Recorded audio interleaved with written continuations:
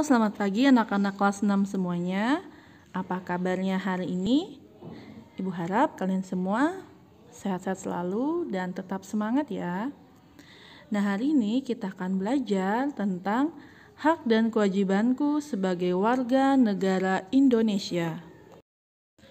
Manusia pada hakikatnya adalah makhluk sosial, makhluk yang membutuhkan orang lain. Ya, karena manusia itu berkembang karena berada dan selalu berhubungan dengan sesamanya. Sejak awal manusia hidup dalam kebersamaan dengan orang lain, mulai dari lingkungan yang terkecil hingga yang terbesar. Nah, apa saja lingkungan yang terkecil itu? Lingkungan terkecil itu seperti keluarga, ya, mulai dari keluarga. Lalu yang lingkungan yang lebih besar yaitu masyarakat dan negara. Sebagai warga yang baik, kita punya hak dan kewajiban. Hak dan kewajiban harus dilakukan secara seimbang. Lalu kita dapat meneladani Yesus yang membayar pajak kepada kaisar dan kepada bait Allah. Yesus pun juga memiliki hak seperti mengajar di rumah ibadat dengan aman. Pada pelajaran hari ini, kita akan membahas secara khusus tentang hak dan kewajiban sebagai seorang warga negara yang baik. Sebelum itu, mari kita berdoa terlebih dahulu. Kita ambil sikap berdoa yang baik. Marilah kita berdoa dalam nama Bapa dan Putra dan Roh Kudus. Amin.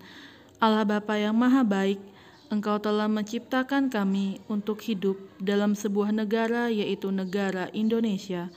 Kami menyadari bahwa sebagai warga negara yang baik, kami mempunyai kewajiban terhadap negara kami.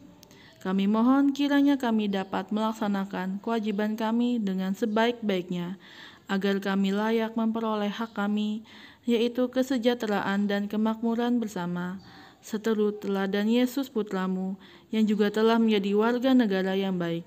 Demi Kristus Tuhan dan pengantara kami. Amin. Dalam nama Bapa dan Putra dan Roh Kudus. Amin. Nah, setelah tadi kita berdoa, sekarang Ibu mengajak kalian untuk melihat gambar berikut ini, ya, yang mana saja hak dan kewajiban. Nah, di sini ada kewajiban untuk membayar pajak.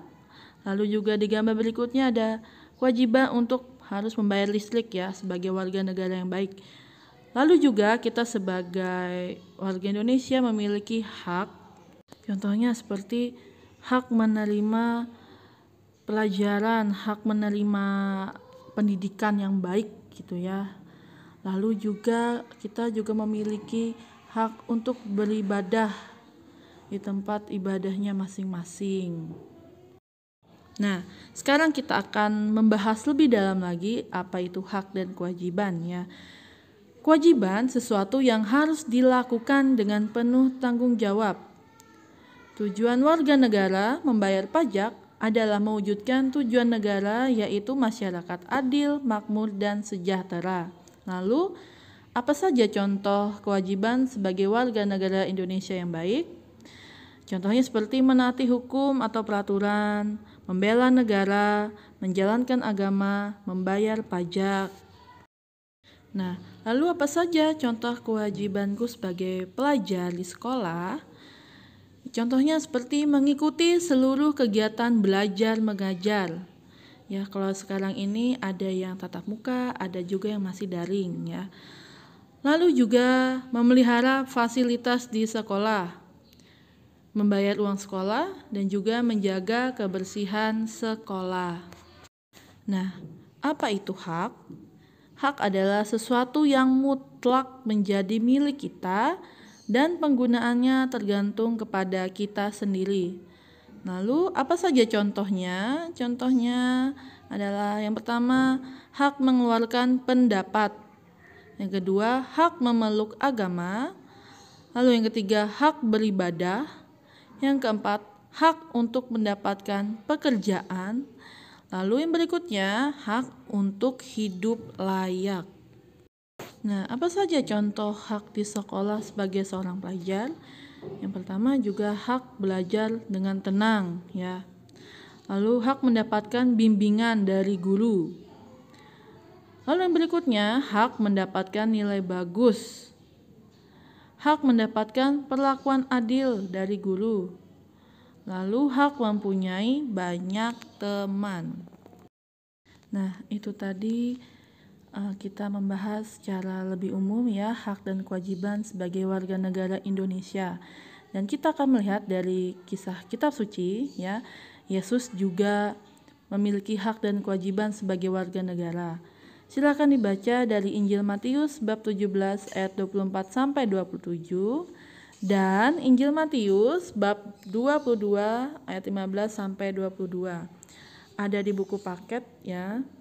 Halaman 31 sampai 32. Silakan kalian baca terlebih dahulu. Ketika Yesus dan murid-muridnya tiba di Bait Allah, seorang pemungut bea bertanya tentang kewajiban membayar pajak. Nah, Yesus sendiri menyadari kewajibannya sebagai orang Yahudi. Maka Yesus dan murid-muridnya mempunyai kewajiban membayar pajak pada Bait Allah.